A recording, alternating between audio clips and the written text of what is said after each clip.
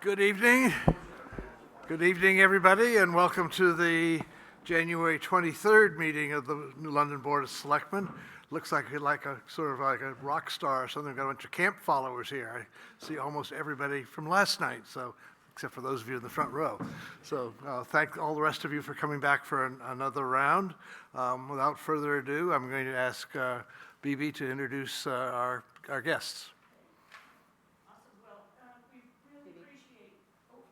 Mic is off. So tonight we're going to hear from Sue Donnelly, the general manager of Mount Sunapee. I understand, Sue, that you're trying to go around to the different town select boards to introduce yourself and talk about what's happening up there. So if you wouldn't mind standing up there and making sure the microphone's on, we appreciate it. Good evening. How are you? So yes, my name is Sue Donnelly. I'm the general manager of Mount Sunapee Resort. It's been 4 months since I've been with Mount Sunapee, and just wanted to introduce myself. Just kind of talk a little bit about what we've been doing all winter, kind of what we're looking to do with the communities. Been really working with going to Mount Sunapee town. Went to Newbury on Tuesday and coming here to kind of have a conversation with all of you as well. So yeah, we went through a big Martin Luther King weekend. We've done a lot of capital projects for snowmaking, and we've had cold weather. So as they say, you build it, they come.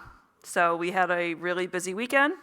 It has been great just seeing conditions and people enjoying things. We've had a lot of community racing. We've had Colby Sawyer. We host them a couple times a week, so that has been really great with their racing and their training with us as well. I hope that we can keep the connection with New London, and we're working with the state park, DES, DNCR, making sure that we are having a safe environment for all of our communities, and that we're going to keep that going. And that's something that Mount Sunapee and Vail Resorts holds very, very close to us, to make sure that everything is safe, we are environmentally safe, and that we're doing everything we need to do for the communities. Yeah. So on that topic, Of course. Yeah. that's a hot topic around here. So I understand that Vail is to provide by February 1st a plan to DES on the remediation for the septic lagoons. Correct. So can you give us a little update on that plan? Is it ready to be submitted, and do you know when that work will be started? Yeah, so we were first looking to we have permits for wastewater and also parking for a new parking lot. The parking lot permits are in place. We did move that project back. We were supposed to start that this spring. We have then are working on a wastewater project that, what you're saying, that we have to have a plan to the DES by February 1. We are working with a third-party consultant engineer, as well as our company, Vail Resorts, on getting that plan together. We are finishing that up actually in the next 2 days, and we'll be presenting that over to DES. Now, I can't go into much detail about what that plan will be, but there will be some upgrades to that system. Okay. And just any idea on, you may not be able to say it, but when that work might start? I mean, we're hoping to have that projected by spring or summer. Really, I think it's about the grounds there. Yep. But yes, but hopefully by summer. Okay. But it's, again, depending on the permits, on what DES comes back with changes, similar to the parking lots. We had our permits, they asked for some changes. The changes that the state asked, we did that. So similar process. We are waiting to present our proposal, come back with changes, and then see where we can go from there. Okay. Do either of you have questions? There might be questions from the audience. So I think we all know that there's an issue with sewer lagoons. Has there been, and just heard rumors, has there been any leakage in any of the streams that run into Sunapee? So no. So that is something that we've been working through as well. So we have certain testing sites that the state has asked us to look at. All testing sites that have been looked and tested, there is not seepage. And where they're looking. From what the rumors are being said is that we're not testing the correct sites. So we then went back to DES. They asked us to expand those sites of testing. So we have tested 3 more sites off of the brook, off of those lagoons, which also tested negative. Okay. Good. That's good to hear. Yeah. Thank you. And like we said too, we are working with DES and DNCR, and we are a leasee of the state. So whatever they request that we do, we are doing. And tests are coming back negative. we're familiar with how they work. Right. We have another situation going on in New London as well. And I've been very close contact with them as well, right, to make sure, because we are the leasee, that we're staying with permits and being new. I met with the state when I first started, any questions that I have. And like I said, we're working with Hoyle and Tanner. That is our third-party engineer who was helping with the lagoons that you'll see, and that has been working with the state for the last, I can't quote exactly how many years, but I know probably 20 plus. Do you have any questions? So do we have people in the audience who want to speak to this issue, either ask Sue questions or enlighten us with any more details about the work that's been going on? I know that all the communities around Lake Sunapee have been watching this very carefully because of concerns about the long-term condition of the lake. So I don't know, any of you want to? Greg? Yes. Hi. Sure. Hi, Sue. I'll remind you when you come up, please introduce yourself and for the purpose of the recording. Yeah, Greg Sargent, State Representative for Newbury and New London, and resident on Squires Lane here in New London. Nice to meet you too, and thank you for speaking to all the local governmental boards. The rumors about the seepage are based on video taken by the Newbury Conservation Commission members that show seepage coming through at least one location of the berm, I guess, if you will, around, the hill around one of the lagoons. Have you? Was that parking, so was that the berm? I think I. Sue, I'm sorry, you have to speak into the mic because Okay. we are So recording. There's a couple videos that I saw. So there was a berm off of parking lot 2 that they were saying that there was a leakage coming in.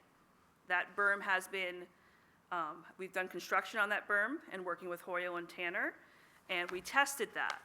And there was not any positive specimens in there from what the testing that we saw. When was that? When was that testing? 5/23, I believe. I can get that for you. I can put that in notes for you for better. So there was no bacteria, no things like that, but was there a flow coming out? I say you tested, but like. There was no flow coming out from that area. Okay. No. Have you met with the Newbury Conservation Commission members, and what did they say in response to So I had an this? hour conversation with the NCC, Catherine Holmes from the Conservation. We have met twice, and we actually saw her on Tuesday. We were emailing today. So I am in very close contact with them.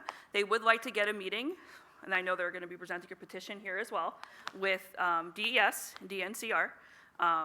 I said that I am fully open to meeting with the NCC and with the state if I'm invited to that meeting. And Catherine and I am actually going to go to their meeting in March as well. They do have a lot of knowledge, right? But so does the state, right? And we're working, like I said, with a third party and with our water testers. So it is important for me to work with the community, and I know that they are very passionate about this, so I'm listening to what they're saying, what the state's saying, and what we're seeing, right, as one. If a problem is found, do you know under the lease with the state, is it the state, or would it be the lessor here, or lessee is Vail, who would be financially responsible? So at this time, I don't know for this project 100%, but I know other projects, like we just had a deck project at the top of the summit. At leasee, we paid for that. We'll be doing a vehicle maintenance building project to do a new roof, new floors. The leasee, Vail Resorts, Mount Sunapee, will be paying for that. So once we present the February 1 documentation, we'll be figuring out if the leasee will be paying for that, yes. I met with the LSPA, Lake Sunapee Protective Association director last week, or earlier this week, I forget what day it is now.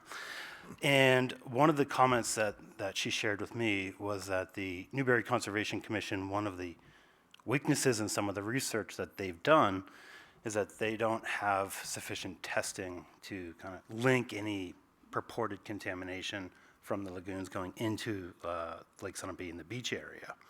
Are you going to be doing any testing in between the lagoons in the beach area and then at the beach area? So for the beach area, if DES asks us to do that, yes. We are doing between the lagoons, so that brook and the lagoons, we test 4 different sites on that. And then they extended us to do 2 more.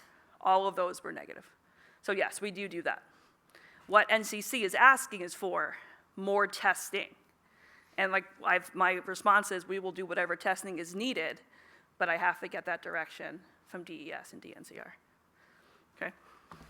I'm a member of the New Hampshire House Resources, Recreation, and Development Committee.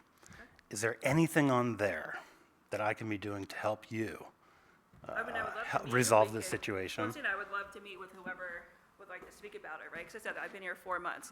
Now, Peter Dish is a very close friend of mine. He is now in Tahoe, right? But we have a team that we work with within my company of Vail Resorts that really, this is a priority for the community for our environmental safety as well. So yes, if you would like to set up a meeting, I would love to talk to you. Because I would like to talk to everybody that I can, because again, I live in Keene, but I haven't moved into this community. And it is important for Mount Sunapee to be part of this community. We're not just Vail Resorts, we are Mount Sunapee. And I was 13 years out of Chemo Mountain Resort. I used to work for Tim and Diane, Triple Peaks. I understand Sunapee very well. So I would love to have an opportunity for us to meet. I have a strong feeling that the state might be financially responsible under the lease agreement for some of this, and I'm here to help whenever way I can in pursuing that. But thank you very much for answering these questions. Others? Go. Hi. Come on up. Hi. I'll come this way. Hi, I'm Elizabeth Harper. I'm the Executive Director of the Lake Sunapee Protective Association, and it's nice to meet you. I would love to chat more, and I apologize that we haven't had a chance to meet yet, because this is, I think, one of those situations where we really want to all work together as a community to figure out a good solution to this. Our perspective is we're just really concerned about how catastrophic an event it would be if there was a failure of this system for all of us, and how expensive that would be and how impossible it would be to remediate. And so it's one of those situations where prevention is far and away, I mean, for all of us, the most logical approach to this. So some of the questions that I had are, I think there's the possibility of upgrades that were mentioned, but is there, this is a really outdated system that wouldn't be approved at all by today's standards. So is there a commitment to actually replace the system? When we say upgrades, I'm just concerned that that could end up being kind of a Band-Aid approach to a bigger problem. And I understand what you're saying, and I think that Sue, sorry. Sorry. So I don't want to step on top of her. I'm sorry. So I don't want to be like on the mic with her. I think for one thing, I think we say the system is functioning, and that is something that like our third-party engineer has confirmed as well, that this is a fully functioning system. Yes, it was built a few years ago, for sure, right? So right, 1970. Right, so it hasn't failed, right? So I do think that, yes, we are looking at upgrades, but then we're looking at other scenarios on both ends for our proposal. But the upgrade right now would be an upgrade that would help the whole system be better. So I understand what you're saying, but we are looking at, it's not just like, hey, we're putting in one thing, like it would be a fully upgraded system. Yeah, and you're still working with Hoyle and Tanner, right? And so there's a Hoyle and Tanner report that really clearly expresses how outdated this type of system is. Was that posted? Do you know? I can share these. Let me see if I can find, if I have that in this document.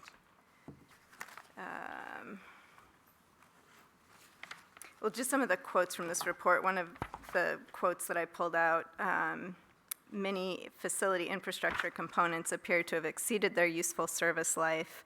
It is recommended that Mount Sunapee Resort commence planning to refurbish the influent building and flow monitoring equipment and effluent pumping facilities to improve reliability, redundancy, and operator safety. It also says a review of the groundwater well monitoring data and the spray field sampling shows that the lagoon and spray fields are not operating in full compliance with the current permit. There were periodic exceedances of the recommended levels in the spray effluent of biological oxygen demand and total suspended solids. These are old reports, so this isn't the most current, but these are, so I mean, it's one of the challenges with this situation is that there's so many old reports for us all to dig through and try to understand. And we can kind of nitpick about the details, but I think the bottom line is that it's an old, outdated system that really needs to be addressed. And I think one of the other things that's just really important to understand is that the wetlands that are in the location where the parking lot is being proposed to be built, that's a place where when that spray, the spray that's coming from the lagoons, it collects in those wetlands. And so if the parking lot is built before this system is addressed, it can't function in the same way. It's depending on those wetlands to function as it is now. So if those wetlands disappear before, then that water holding capacity of that land is diminished. And so I think it's important, and that was one of my other questions, is are we certain that at least the repairs or refurbishment would happen before the parking lot is built? That's a great thing to hear. I'm really pleased here. So that's why we pushed the parking lot back. So what we're talking about in here is something that we're putting in that February 1 report. So this is talking more about the pump house, right? So that is still functional.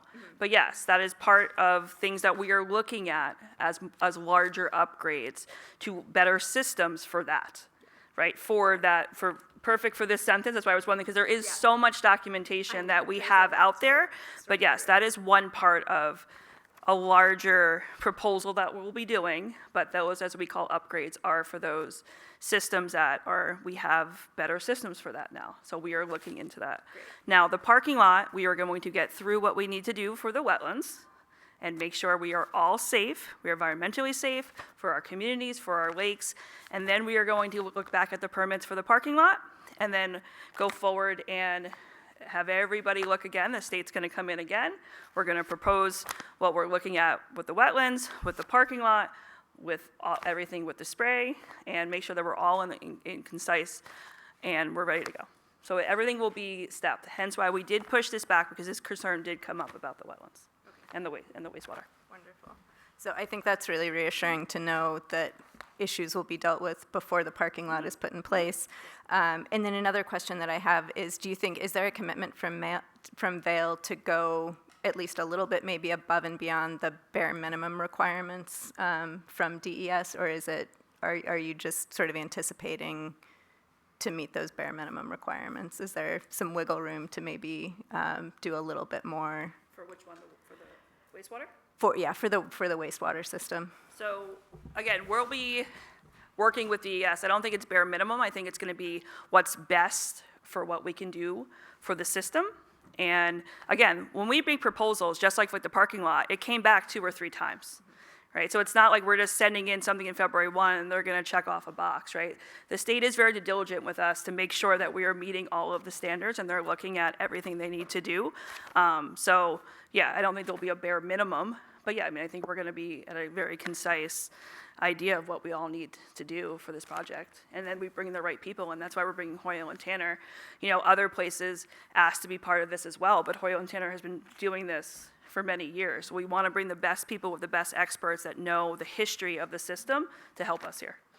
Yeah.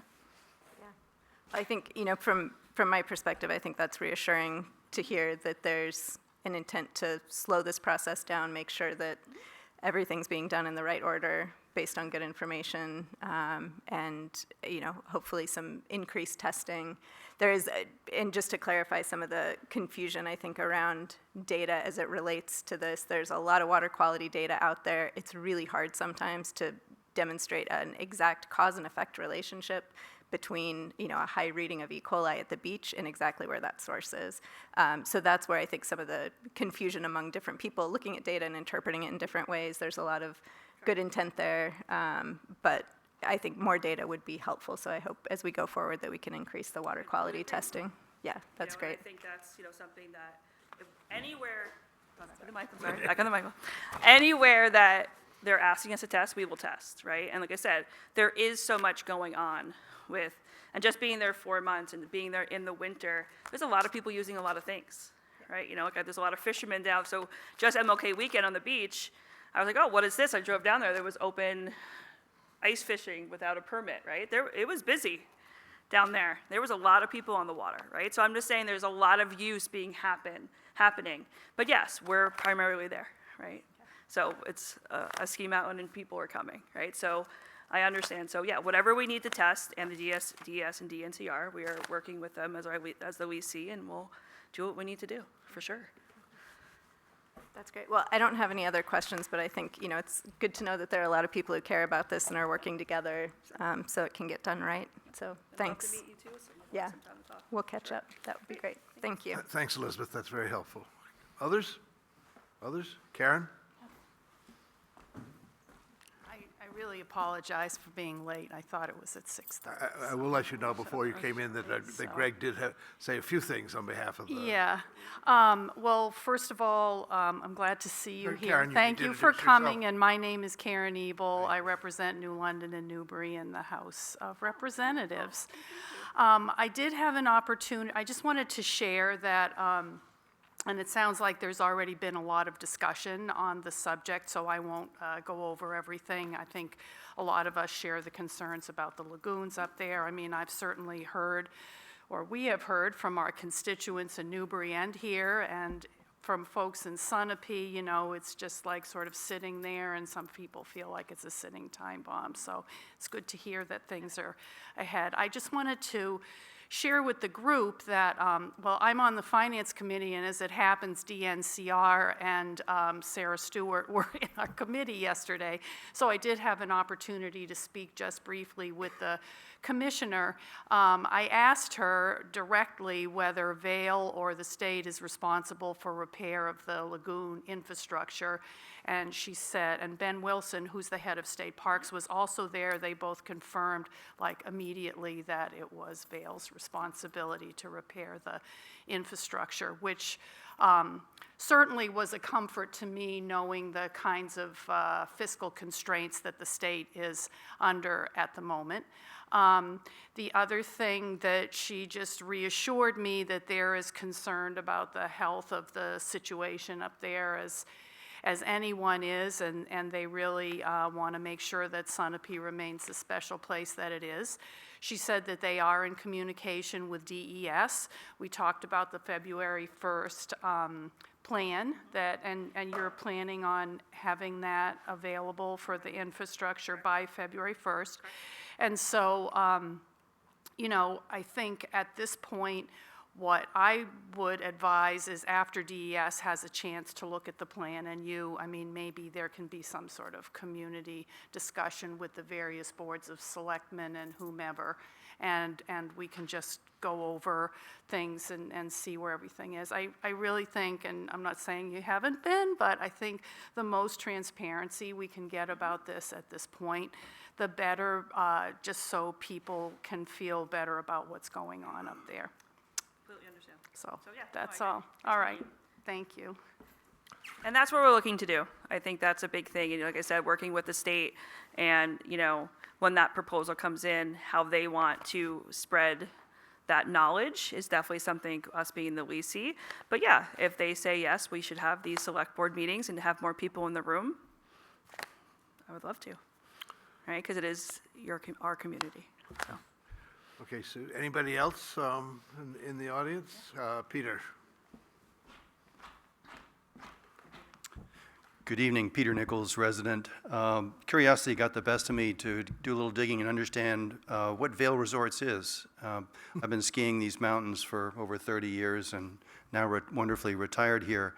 And I haven't skied Sunapee for about 5 years, 6 years since Vail acquired it. And I guess the bottom line is Vail is very large, 42 mountains across many states and 3 different countries. And they have very sophisticated business models, which allow them a diversity of climate, diversity of snow conditions, diversity of finance, They are very smart and forward-looking in the way they structure their pricing for passes versus day rate of tickets, and I'm sure you're very facile with this stuff now. And you come from a small mountain background, which is terrific. So the essence of my comment was to say I thank you for coming, and I would encourage you to keep thinking of our Sunapee Mountain as part of a community, and it's an important part of our recreation and what we do. And continue the local view of Sunapee because it has huge potential, and I encourage you to continue thinking of it that way. It makes it better for us, and I think ultimately better for Vail as a big private equity-owned entity, and we'll have better returns and better future for you. So thank you for coming. Keep it up. Thank you. Anybody else? I'll say something about what Brian just said. So yes, Vail Resorts is a larger company, right? A little history of myself.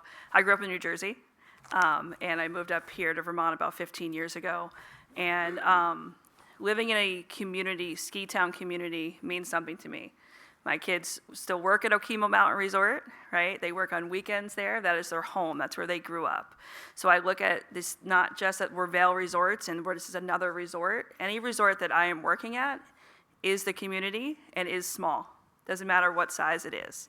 So it is something that is very important. And what I see at Sunapee is our locals come. And they have their routines, and they like what they like. And they'll tell me in the last 4 months what they like, right? Which I appreciate. So yes, we are, I think sometimes we look at just, Vail Resorts, but we are Mount Sunapee. I was at Crotchet Mountain for 3 years as well, and that was an amazing mountain. That was a small mountain in Bennington, Vermont, and that was Crotchet Mountain. So we are working, and we do. We have some resources to help, which I appreciate, right? So, but yeah, so I understand the community base of all of it, for sure. Thank you, Sue. Anyone else? 3 questions. Go, Charlie. Charlie Kelsey, resident of New London. Welcome. Did I hear you say that the tests were done in May on the system? So they were done this summer. And is the load on the system in the summer equal or less or more than the load in the winter? So the lagoons are higher in the winter because it is more people in the winter. Right. But the testing of the lagoons. Sue, sorry. Oh, I'm sorry. I forget it. I'm sorry, I'm just I smiling. know, I'm Yeah. sorry. It's not your fault, everybody does So I that. know, sorry. So yeah, so the tests are usually done in the spring to summer. So really end of the season, because that is when they're testing, everything's thawing out. You're looking at the lagoons are coming down, right? And that's where the testing really should start. You each gonna get your own Okay. microphone I now. will hold it, bottom. okay? Not- Above don't the hold it bottom. from here. Got it, perfect. So yeah, so that is when the state is asking us to test, that would be the water quality of what that is. So where my thought process is going is, are we at a point where the system has failed? No, So the system's working, all right, but is the frequency of testing such that it's sufficient in time, in number and location, that in the event the system fails, we would know that, versus we're relying on a test in May to inform us relative to conditions today? I know what you're saying. So what we have is we are checking the system, and that was something we were just saying about the Hoyle and Tanner. We have our building, so the testing of the brooks are something different than what we're doing on a day-to-day basis. So we have a controller that is checking the lagoons every day. Okay. Every other day, right? But they're checking the actual lagoons every day, and then there's a system that we hook up that tells you the lagoons are moving. It's like a sewer system, right? Like something like an alarm would go off, or we're checking and we have things hooked up to that system. What Hoyle and Tanner was saying that is that like we're looking to upgrade some of those systems to 2024. Right. Right. So I think that's the kind of information that I think Karen was referring to in terms of community discussion that would be very helpful, because I think there's a rumor Totally. mill or whatever, and it can get ahead of you. In the event the system tests came back negative at any point in time from here forward until the work is completed, what's the mitigation action that would be taken at that point? Do you have any So if there sense was of- I'm sorry, if it was tested positive, If it tested positive, what action would take place if at that point? the system would, I mean, I would have to talk to DES about what the full process would be, but the system would be shut down. I mean, it would be. Right, so that's where I was sort of Yeah, so that's what I'm going, saying, but yeah. and normally, But if it was a residential system, which this is not, and the system fails, But it would depend on where, like, what the level of that would be, right? So again, Right. positive would be, okay, what is that? Where was the location? What is the testing number and rate of that, right? So, and then that's why we would go through DES to see, okay, what is our next step that you would need us to Right. do, because they have procedures for such wastelands. right. So what I'm intimating is more of a very proactive plan in the event negatives testing appeared and mitigated any potential, which I just heard, if this is something we can't remediate, if it occurs, so we know we have a problem, and then if it does occur, fast action, swift action is the. Correct. is And the- we said we have people on our staff at Mount Sunapee that deal with lagoons, right? And then we work with DES that deal with lagoons, and we're working with the third party, Hoyle and Tanner, that are dealing with these lagoons, right? So we're constantly testing and looking, and again, it might not be the testing for the state, but we're looking at, okay, what is working well here? You know, like what's working well within our system, what's working well here, like, so there is a plan that comes through that we, again, will be showing to February 1 of like, this is how we do step A, B, C, D. And that's helpful. So I, again, encourage more of the Yeah. sharing of that information as you go out and do more public communication and exchange and listening sessions, because I think it really gives comfort knowing we're on it, we understand the problem, here are the steps we're taking, and between now and ultimately coming to a solution. Totally, and like I said, and right now it is functioning, but yes, it would be, we are looking for everything, if anything ever happened, that we would be taking care of it right then and there. So to answer your question, yes. Thank you very Yes. much. Anyone else? Yes, sir. Hi. Hi, Sue. Mike Morgan, resident and business owner in New London. I just, as you think about this, and I appreciate, I think we all do, the forthrightness that you've displayed tonight, consider that what we're talking about is the lake, not the mountain. So the mountain's important year-round, but especially in the winter. The lakes in this region are important all the time. So the lake fails, our watershed is impacted, the economic impact across all the towns we're talking about is huge. So as you think about remediation or what you're going to do, mitigation, consider that this is a much bigger picture than just the mountain. I appreciate that, and we do. Thanks, Mike. Thank you. Anyone else? Going? So Sue, thank you for reaching out to come. I don't know, Bibi, if you have anything else you want to add? I just want to thank you for coming. I really appreciate it, and I hope we can keep this open communication. The mountain is very, very important to all of us in this area who grew up here. And so good luck in your new job. And you've got great support Yeah, over here. she's wonderful. So yes, I would love to be at these meetings more. So like I said, if anything I can do, or if there is even one you would want me to come, just please let me know. Thank you. And I'm here. I'm here to Here, help. we So. appreciate you reaching Yeah, out, and yeah. Yeah. this whole issue of wastewater management has been something we've been working on for the past year with our own residential septic regulations and so on, so. Yeah, the we're- process. We're on it, It's we're important to us, interested, even though Mount Sunapee isn't in New London, it's part of what, sort of a mini region here, and as Mike just said, the lake belongs to all of us, so. Yes, great. Thank you. Thank you so much. Thank you very much, appreciate it. Okay, so we will now move to public comments. At this time, any comments on anything that is not on our agenda this evening? Not on our agenda this evening. Karen?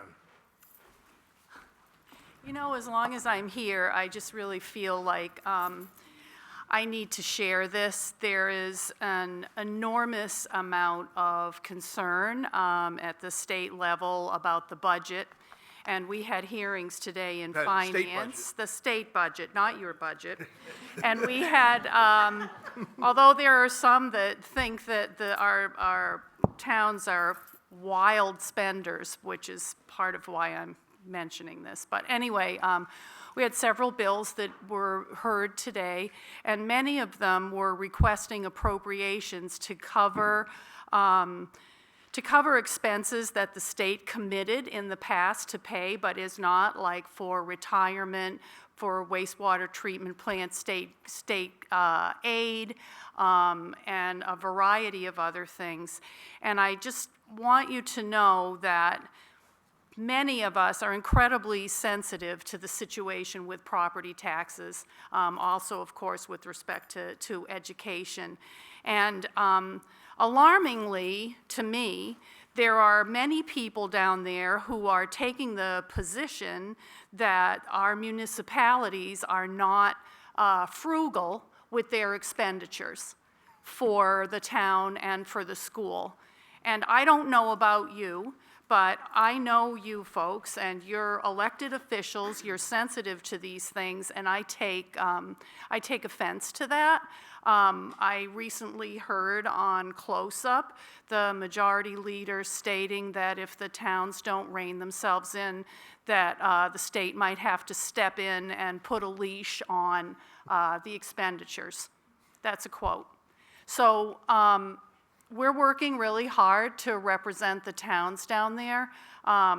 In some respects, this is a self-inflicted wound because by repealing the interest and dividends tax, the state has lost approximately $185 million in general funds per year. And much of what is going to municipalities comes from the general fund budget. So there's a real conflict, I think, going on here, trying to represent the municipalities and the portrayal of them by some that you're spending, quote unquote, like drunken sailors.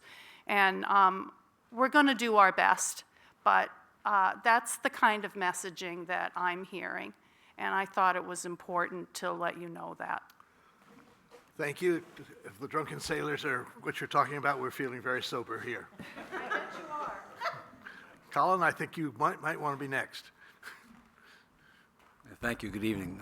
Colin Beasley, resident. I really wanted to talk about police funding. I Not know yet. that's an item. That's an item on the agenda later on. Okay, I want to make sure of that. Okay. Rich?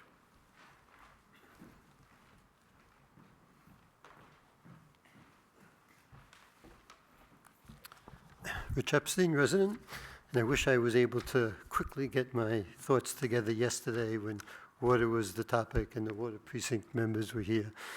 But I needed time to kind of collect my thoughts. I'm not sure how many people know, I'm one of the few crazy people who attend a very large number of the various town meetings, which includes the water precinct meetings. As someone who has the perspective of the broad set of meetings, I have more confidence in information and actions taken by the water precinct than any other committee. And I know other residents who attend think just as highly of the precinct. If you listen to the March 7th, 2024 Selectmen meeting, go straight, so you don't have to listen to all of it, go straight to 48 minutes, 50 seconds into the recording, and you'll hear us selectmen who attended the precinct meetings indicated there is no water crisis. They also indicate the precinct is well-run and attentive to the needs of the water precinct users. In addition, people should listen to the selectmen meeting just a little over a year ago, December 14th, 2023. The precinct provided a 45-minute dissertation on the past and current water needs. Again, received complimentary comments from selectmen and residents. Both of these meetings occurred well after the precinct had initially rejected the requested water from Twin Pines. The factors behind that decision had not changed by the time the second request came in. I sometimes think people take for granted the excellent water quality we have and don't consider that it's because of the great work and abilities of the precinct. The precinct has proven they listen and are willing to make difficult decisions and change direction even when they're getting different advice from the multiple experts they rely on. That was demonstrated with the recent new investigations of the potential more water potentials at Colby Point. Keep in mind, these experts were in agreement with the decision about rejecting Twin Pines. Yeah. Sorry, I lost my train of thought. I find that people don't know that the precinct has also started the lengthy process to get more water for the precinct customers. Now, we are not privy to the recent negotiations occurring during the mediation, but I'm confident that the water precinct will do detailed analysis and will make very objective decisions. And we don't know how long this negotiations will go on, but I hope people will support the precinct's efforts to maintain the high quality water that we've come accustomed to. Any questions or? Thank you. Thank you. Anybody else want to make comments, public comments? Okay, seeing none, if I may have your agreement, colleagues, I'd like to change the order of the agenda at this point and go to the last item under new business. And ask Kim to speak to us.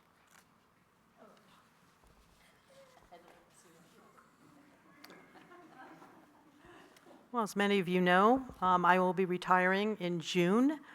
So the selectmen will now consider my replacement.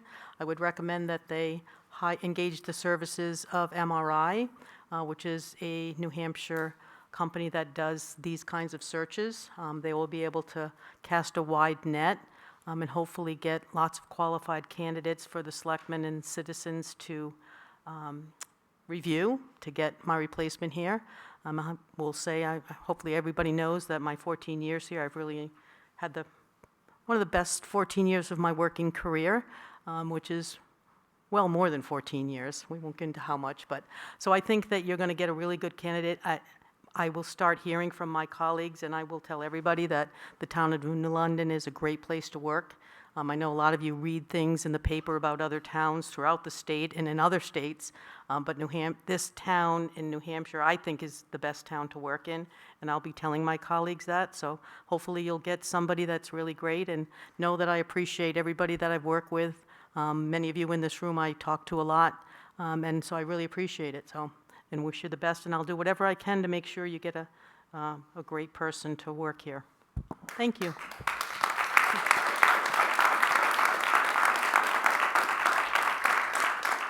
So, Kim, I suspect there'll be several opportunities between now and June to say a few things that will keep your ears burning, so we'll keep it to a dull roar this evening. But I just want everybody to know that I went through my files today before I came here. I happened to live with the person that was on the Board of Selectmen when Kim was hired. So I just went back through the files that we happen to have in our house, and I was reviewing her application letter and so on, and turns out that everything that she said in that application letter was true, and she has held to that for 14 years, so thank you. Bibi, you want to talk a little bit about what the process is going to be? As some of you also know, I'm going to try to duck out the back door while we celebrate Kim's 14 years here, and so I'm not going to participate in the hiring process for Kim's replacement, and so I've asked Bibi and Janet to take the lead on that. So, Bibi?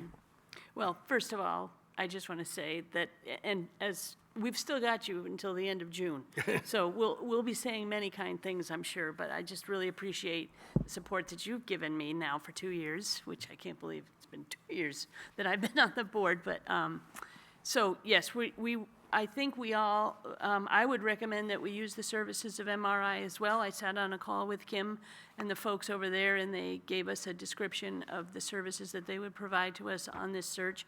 And we can sort of choose the services a la carte that we want, everything from them putting ads out on a nationwide search to reviewing resumes to doing sort of due diligence on the candidates, background searches, and all, and right down to negotiating contracts. So I would be open to all of that. It would be very helpful, I think.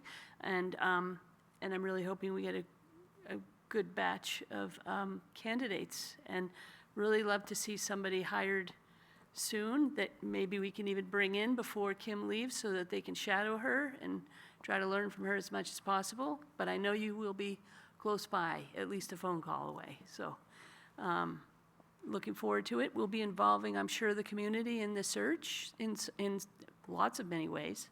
I hope, looking forward to the process. Janet, anything you want to add today? You're going to hold on to, okay. So I have in front of me the proposed professional services agreement with Municipal Resources dated January 10th, which I think you've been over, both of you. So I would entertain a motion to approve this agreement. So moved. Second. All in favor? Aye. Aye, okay. That's one that I get to sign, not you. All right, now we will go to back to the agenda in the order in which it appears. And if there's any additional business under the police facilities funding discussion we had last evening, this would be the time to discuss it. Either one of you have anything you want to bring up? Okay, so Colin, now you may come back. I trust you've got a meter on for the number of steps you've been taking back and forth? It's fine. Colin Beasley, resident, thank you. I was painting all day today. I hate to paint, by the way, but it gave me lots of opportunity to ponder. So, You're not high on fumes or anything? I'm sorry? You're not high on fumes or anything? No, Jesus God, no. I didn't know how to react to that. So, It's a lighthearted evening. so I took to heart and was curious about Steve Thoreau's comment about the caution about the proposal of using the reserves and the possibility for the Department of Revenue to be questioning that use, but certainly question whether or not you'll have two chances into that pot, one for the property and the other one for using Steve's comment, moderating the tax impact. And to the extent that the first happens and the second can't happen, right now the tax forecast in one of these sheets that is developed based on the current budget, notwithstanding the interest payment would change because you didn't go in from $1 million to $550,000, is a 4% tax increase. If the Department of Revenue didn't allow the second dip into the reserves, the tax would be 11.6% based on my calculations increase, the tax rate for the municipal property tax. So I just think for purposes of communicating, I mean, it's the select board decision. May I interrupt you there? Please, yeah. If we didn't use your term dip into the Reserves. reserves, it would just be more debt, so. It would That's correct. It would not impact the tax rate to the That's extent correct. you just stated, because we already have built in here a $2 million bond. That's correct. So your Understood. 11% number's a little high. Yeah, I understood. So, I mean, I think we need to do the math. My point is that, I think the point is that for the communication plan, however we want to communicate to the community, that we explain to the community that by going to the reserves to pay for the property, it's possible that the implication on your taxes for that given year will be X. And we'll be able to demonstrate, I think, very clearly the range of tax impact depending on that strategy. So I just think we should do that. The second item that I thought about is the process for the articles on the warrant. I know that bonds come first. And I know bonds require 3/5 vote. What is the required vote if we do reserves for buying property? Is that a 60% or is that a majority? It's a majority, like any other article. Interesting. So we could have a majority that votes for, majority being 1 over the half, that says yes. Now, in the past, all of our choices, discussions about buying property has been bond and required 3/5. By going to the reserves, we're bypassing the 3/5 requirement and allowing for a majority to say yes.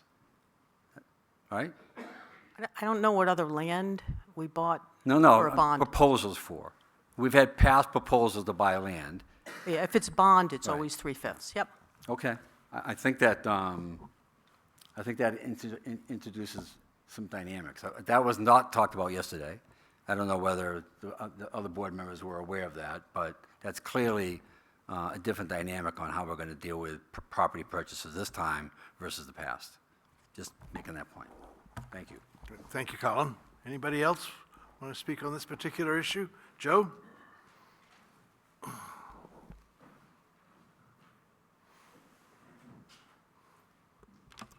Joe Cardillo, resident.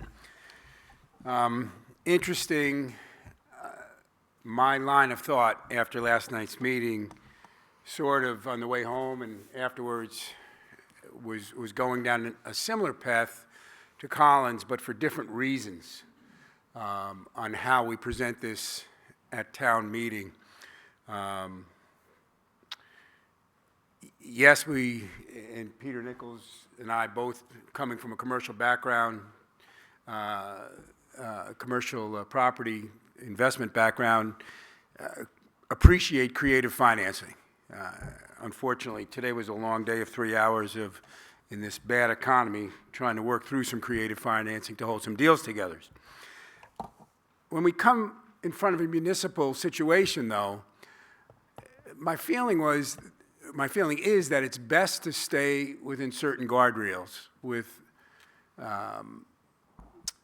policies that we've had in front of us. We have a debt limit policy that we have on there's a certain threshold, 10% of operating or general fund, whatever it is. And I didn't know if moving this first article of $400,000 to be handled by the unexpended fund balance, the surplus, was simply to keep it out of the debt funding. You had alluded to a fact, and I was on Budget Committee for 12 years, and I know our policy historically has been to use that fund balance almost exclusively to deal with a reduction of tax rate. And I think that's a great policy. You did allude to a time, which I don't recall, and what was that we used it for something else? The most recent time that I recall was when we were funding the beginning of the Waste Reduction Committee 3 years ago. It was a small amount of money, $12,000, was it? Right, so it was a small amount I think there was 7,000 for the expansion of the park and ride. Yes, there have been several small uses. It's not but that common, but certainly it's not a been used. large proposal like we were talking about last night. Okay, so it was a smaller amount. I came away with the same feeling as Colin, that I didn't get a good comfort level from Steve Thoreau. That, if we don't know what our fund balance is going to be. We never do, right? There's a lot of things that go into it. And that's why we have some guidelines in place. It's almost, again, counting the chickens before they hatch. We've done that in the past. We've thought about, well, gee, look at all the tax revenue we might get from this project or this project and this project. They didn't come to fruition. So I'd caution against handling that first item this way with the fund balance. And I took the next step. The first reason I would say so is after being on the Budget Committee, serving with so many dozens of different people, there were many Budget Committee members and others who could not even wrap their head around how this whole fund balance thing worked and how we applied it to the tax rate. I have a fear that you may open up a hornet's nest at a town meeting trying to explain this to the group at large there that night. When we can't even get smaller, more informed groups to wrap their head around it, it may make your path an uphill trek that you don't want to deal with. If you moved it simply to a short-term note, I'm not saying we go out to the bond bank. Steve did throw out some options on how to handle this with some local lending. It creates a lot of flexibility. I would suggest that's a better path. And if you look at that small amount of money, I know we're trying to keep that debt limit in mind. You won't move the needle with the $400,000 on the debt service. It's about $25,000 to $30,000 in what you're looking at as possibly 1.3 million or 1.2 million. You won't move the needle. So I think if your intent was to keep it out of the debt, it may not be worth that push in light of what you might face at a town meeting. It's already going to be an uphill path, we think. I'd like to see it go smoother for you, to have a discussion that's more transparent. And when you get into the conversation of pulling this from a surplus fund, it may be confusing to voters. So that's my 2 cents on that. I do have questions. I don't know how much you can get into on the purchase and sales agreement. I've got a couple of quick questions on that without getting into too much detail. Go for it, then I would like to comment on your first. Okay. But go ask your questions and Kim will answer those. Okay. We'll have an executed P&S going into town meeting. I hope in the next couple of weeks.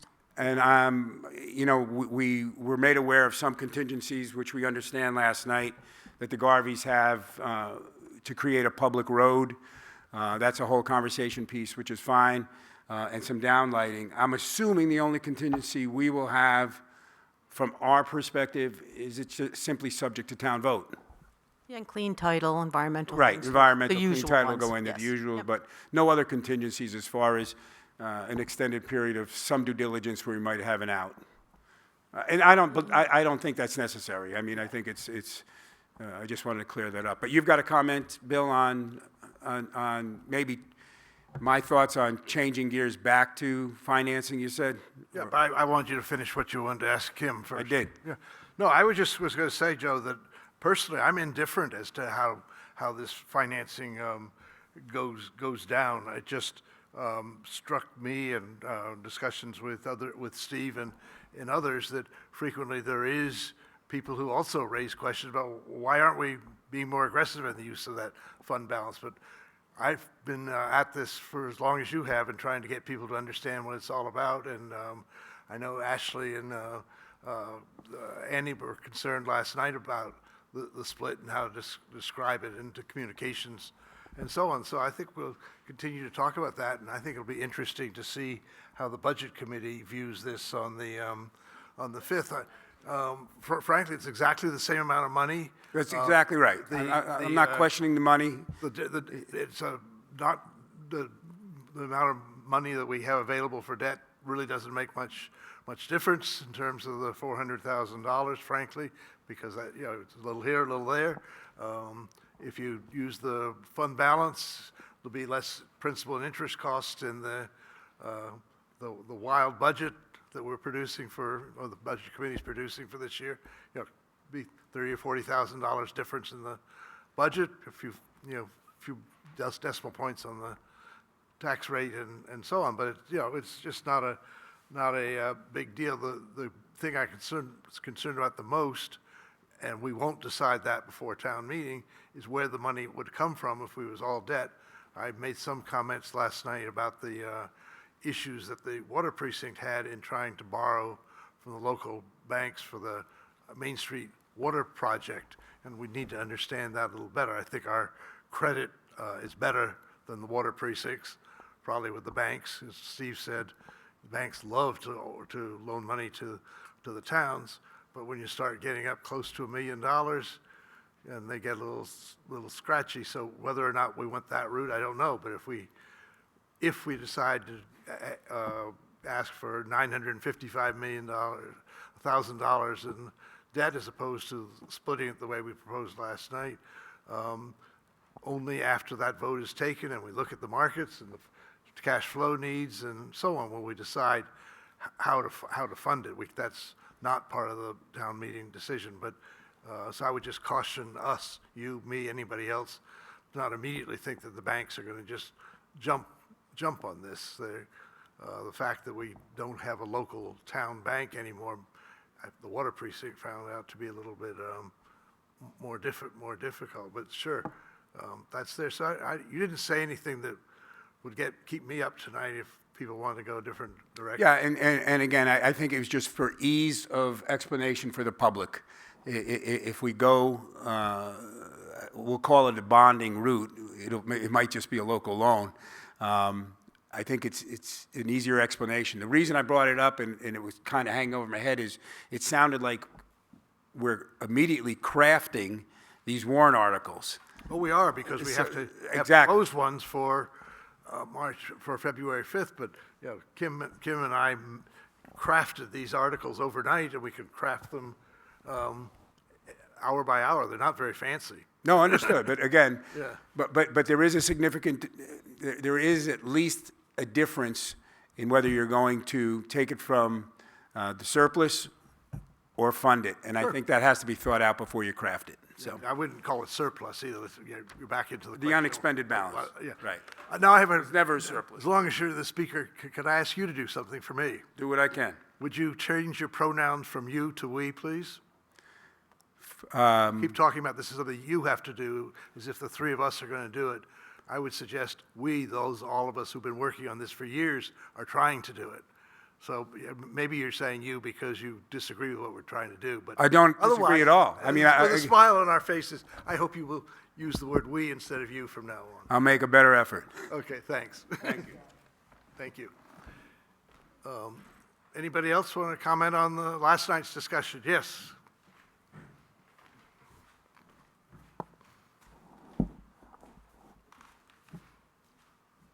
Kathy Weber, I'm a resident of New London, a relative newcomer, but I just wanted to share from my perspective as somebody who has not been here forever, that I have found the process and the proposals to be very well thought out, and I appreciate the clarification, and it is crystal clear to me, the reason to have two different warrants and to fund the purchase of the land from the fund balance. Basically, you're paying cash out of cash that we have, and so should something come up later, it makes it easier to revert that land without having to deal with financing and everything else. And I'd also like to say, from my experience as somebody who has not lived here forever, that land is a very precious thing, and before you know it, there will be no land. And I know no one wants to hear that, but it is the reality. So I strongly support the purchase of the land as a first and most pivotal step, regardless of what else may play out down the road, because I can assure you there will be future needs that have not yet even been thought of.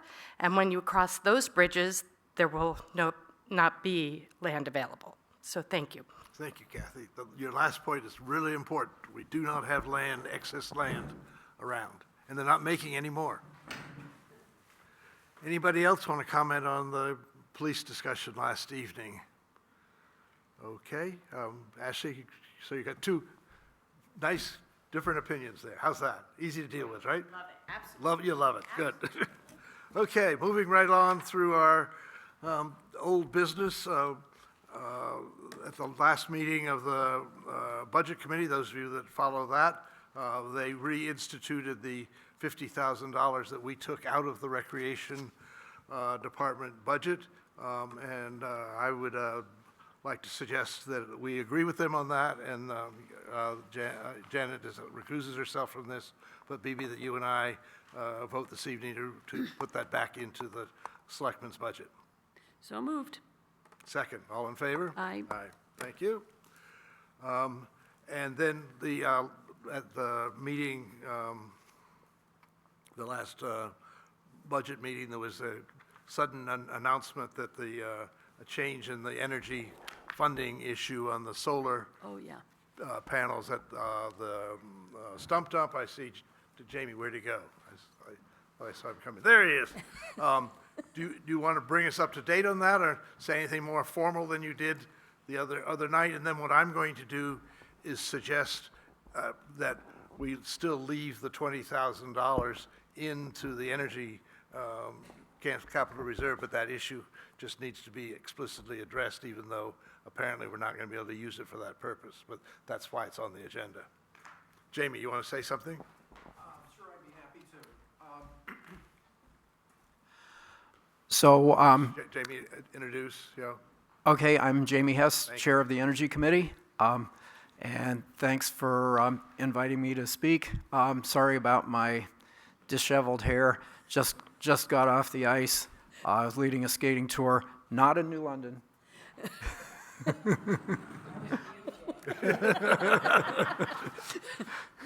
As long as you wear your water wings, we're all set. Okay. So we did recently learn that our grant application to the State Department of Energy was unsuccessful. I'm sorry to be the bearer of bad news on that. However, the good news is that we can still move forward with solar at the stump dump if the town is willing to do so, because with the addition of $20,000 to the capital reserve fund, that will give us a balance of $155,000. The quote we got from Granite State Solar was $133,000. So that would leave a balance of $22,000 to be spent on any necessary site preparation. I think that would be more than enough to cover the site preparation. And then if we do build the array, once it's complete, we can apply for a federal rebate, which would be approximately $45,000, which would come back to the town and ideally be put back into the capital reserve fund to be used for perhaps a future solar project such as the fire station roof.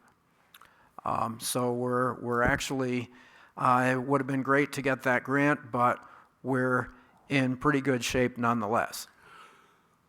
That all sounds perfectly probable, except you can't just say, put it back into that. That would have to go through the whole budget process to take some money out of the general fund and appropriate it back into capital reserves. But you can't just put it back in, but great idea. Well, I understand that. I just didn't want anybody to think that we're going to go around the process and just keep the money where it is. We just have to keep, once it's been appropriated and spent, then we have to go back and reappropriate it. Right, okay. So, yeah, I did say ideally. Yeah. And we don't always live in an ideally works ideal world. sometimes and not so well others.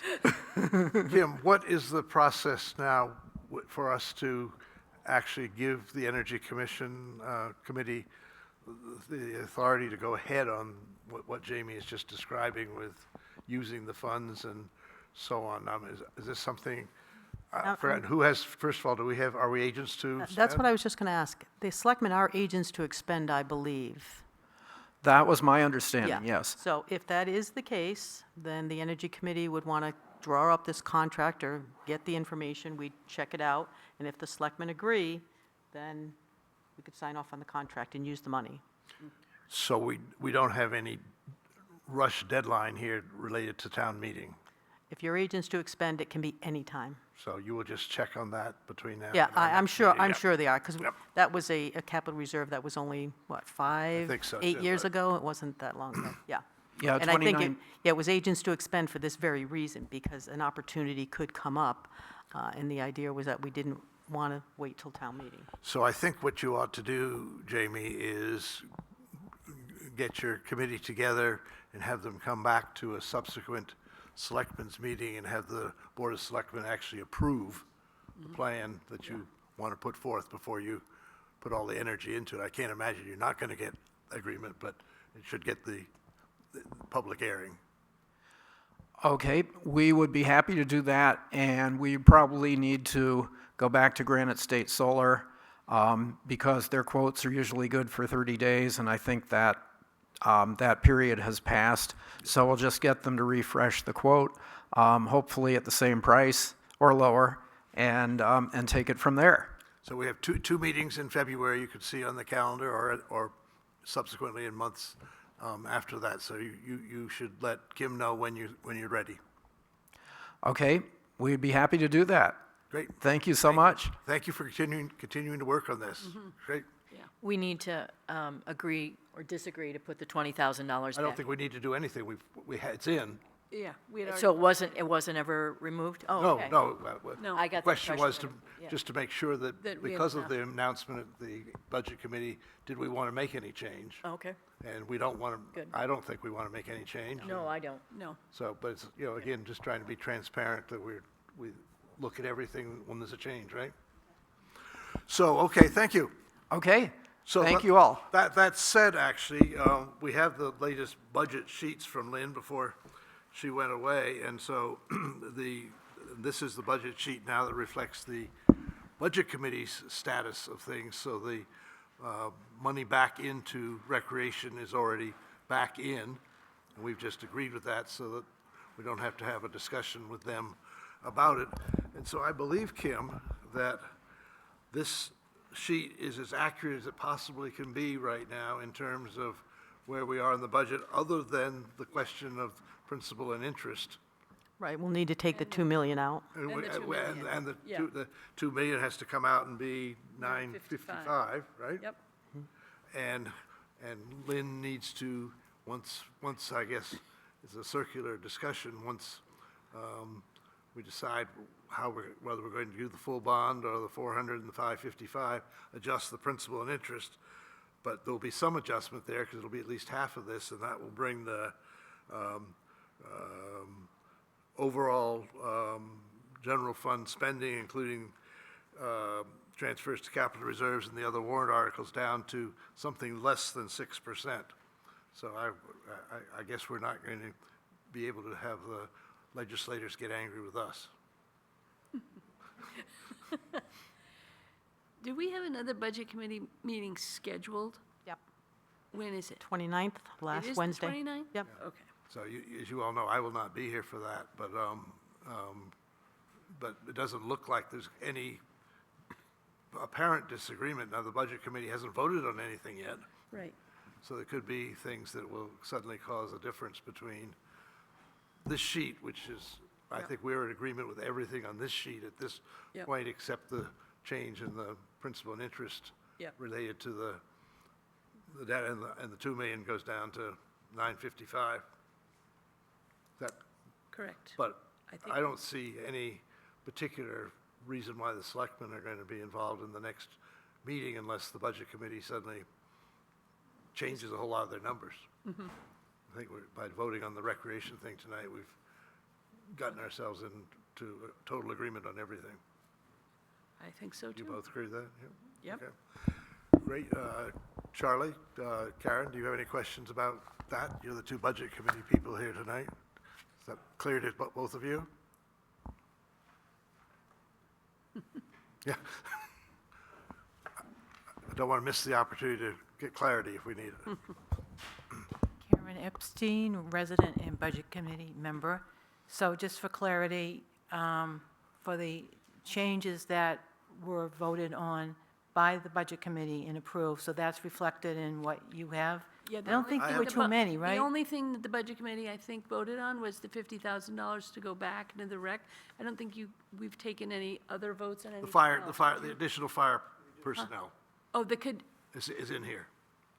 is in here. Yes. Yeah, Okay. The additional fire is in there? personnel. And we voted on that in the Budget Committee, right? Adjusted- No, I don't think so. You heard, I don't think there was actually a vote. Yeah, we It's- didn't vote on that. Lynn No. put it in these sheets But because it it's is- now part of the budget It request. is in here? Should be, yes. Okay. It's in here. But we haven't voted on that, No, correct? correct. The Okay, only good. thing that, It's in here now. On the It's in there, but to be voted on, right? Correct, So by the whatever budget. changes we make at our next meeting, there'll be a new number generated from that, so. Correct. We'll see what's in store then for Wednesday evening. Thank you.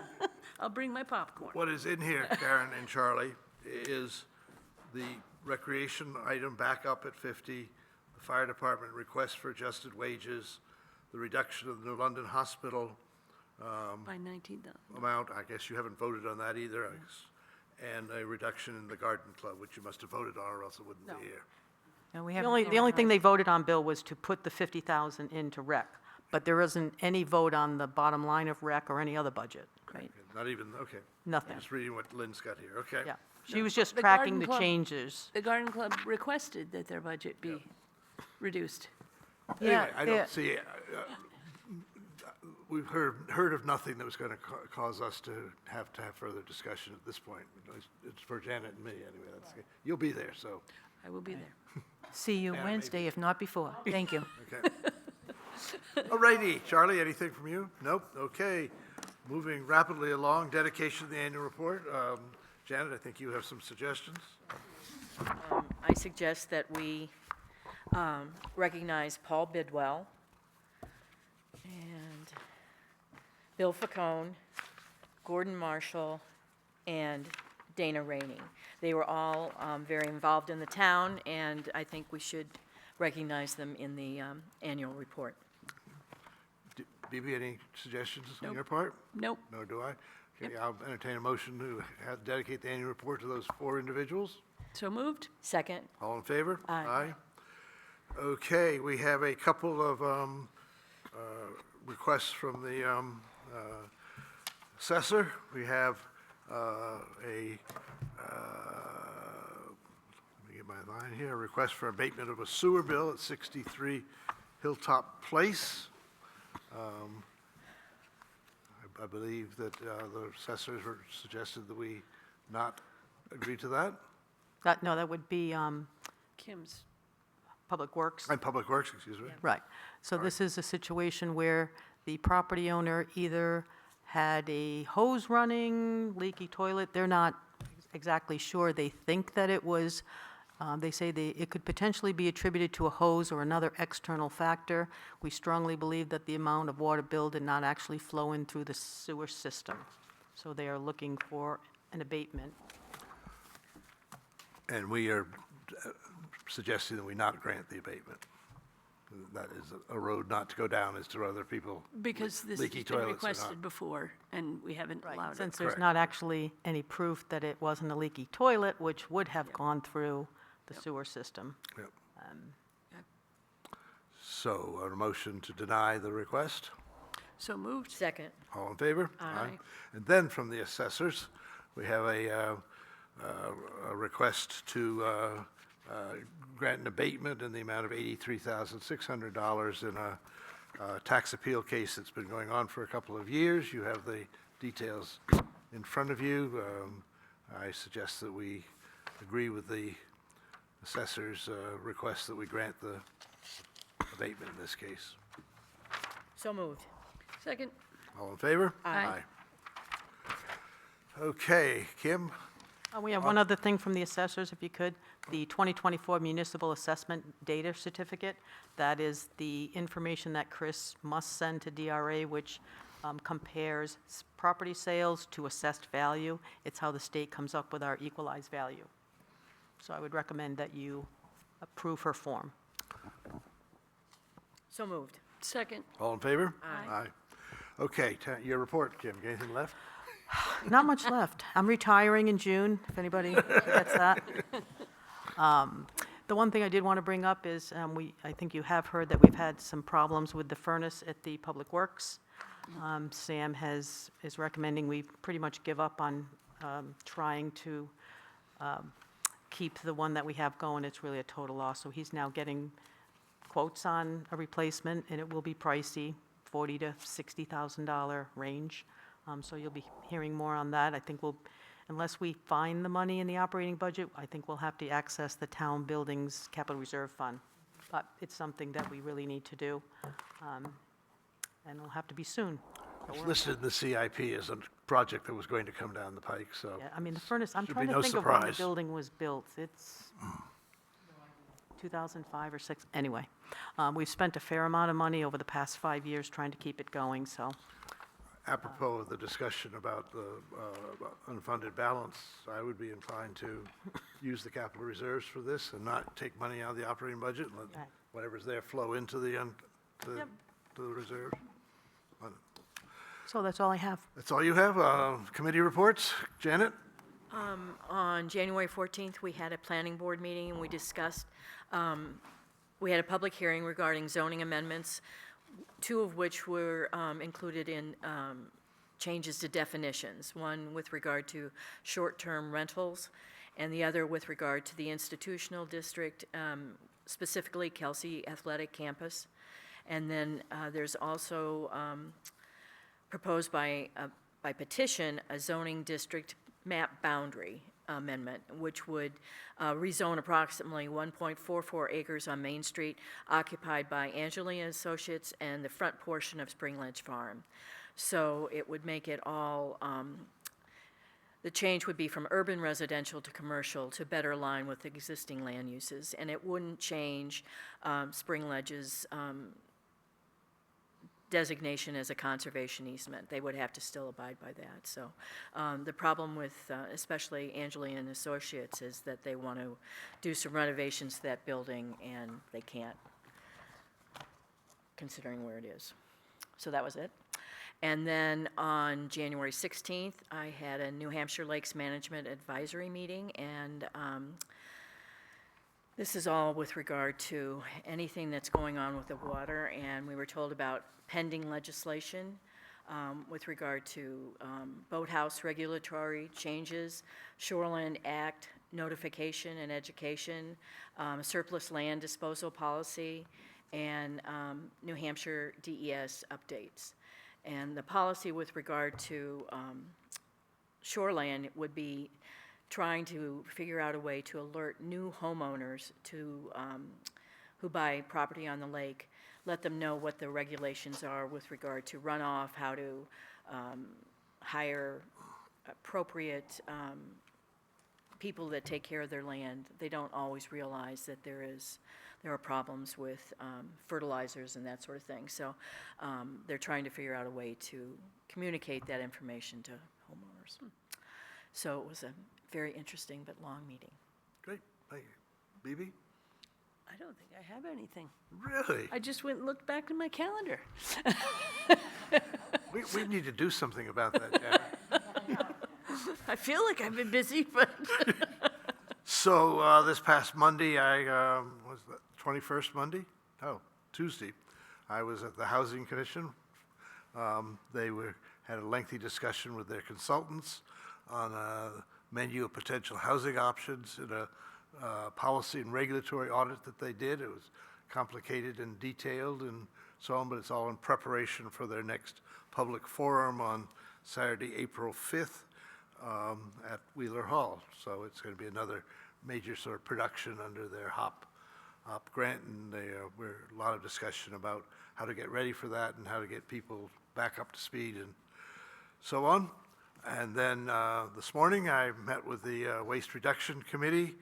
They went over again the numbers. The composting work has now gotten to the point where the numbers continue to get bigger and bigger and bigger, and it looks like it's sort of become almost a project for the entire town, and the transfer station attendants are letting anybody put compost in now and so on, and people seem to be abiding by what's compost and what isn't and so on. That looks like it's now sort of taken a permanent life of its own, and they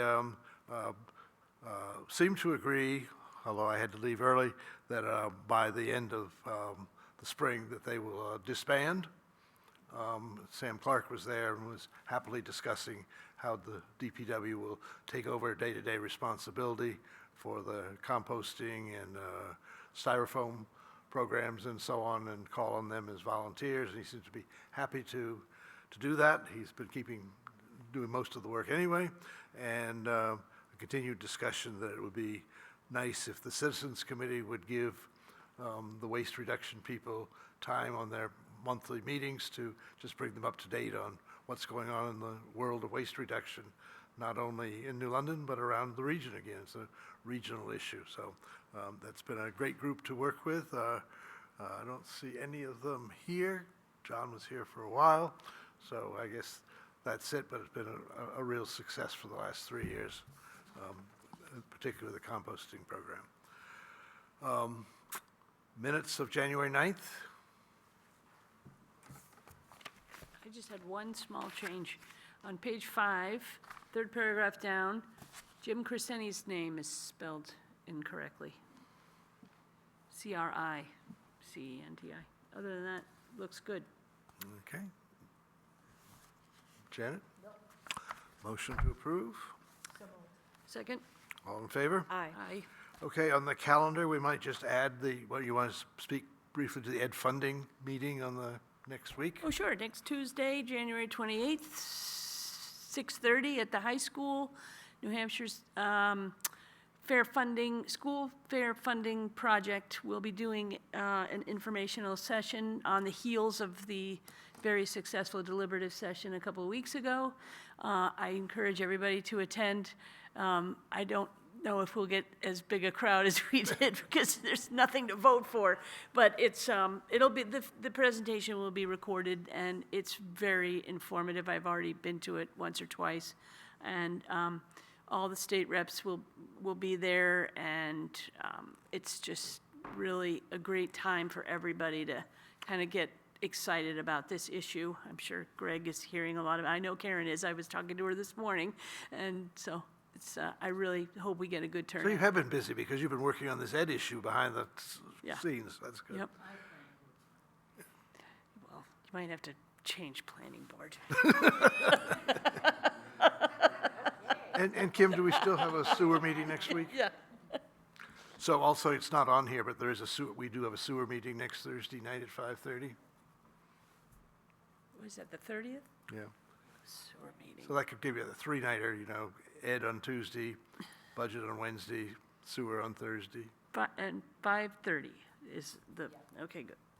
And I will not be attending that either, so. Okay. I assume We'll that's make that down- be, hopefully down- that'll be a quick hit. I have a dinner reservation at 6.